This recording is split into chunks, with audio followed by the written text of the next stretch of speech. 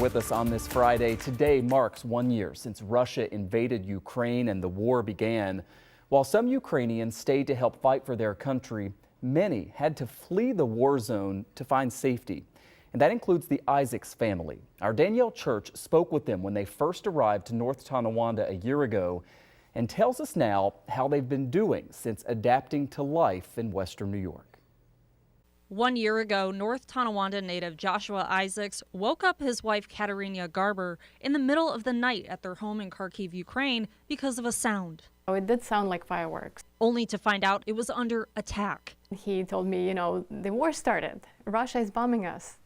And that's when we got out of bed and started making plans of, what to do in this situation. 2 days later, the couple couldn't stop asking themselves one question. How am I going to forgive myself if anything happens to my children? Because they are my future, they have to live. So they decided to get their 7-year-old son Arden and 4-year-old daughter Anna to safety. They decided to come to Western New York.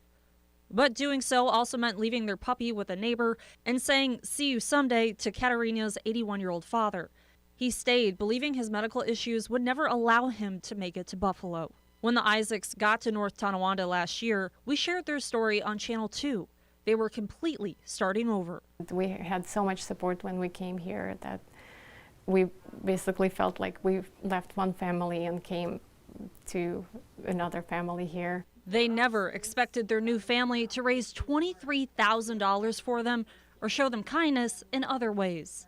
Some of them came up to us in the street because they recognized us thanks to your program and wanted to help and asked how they could help or just gave us a hug.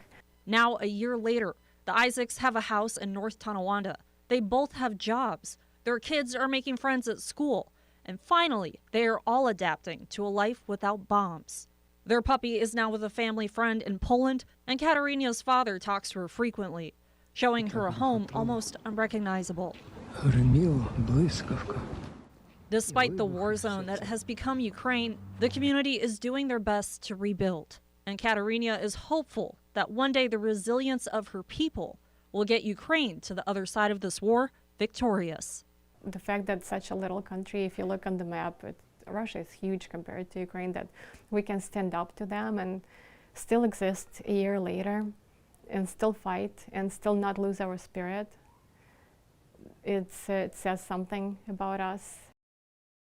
We're glad that family is doing so well, but there are people watching right now who are going to see that and know that there are so many people who aren't as fortunate as them and Right. look for ways to help. So some of the other ways that people can help is the Isaacs Church, Salem United Church of Christ in Tonawanda, will send help to Kharkiv. If you'd like to help, you can donate money to the church. They are also collecting candy, coloring books, school supplies, and kids' underwear and socks. The one rule is it must all be colorful because it's going to kids. There's also an effort to send supplies to Ukrainians in Kharkiv, and we will have that linked on our website soon at WGRZ.com. So still plenty of ways to help, Michael. All right, Danielle, thank you very much.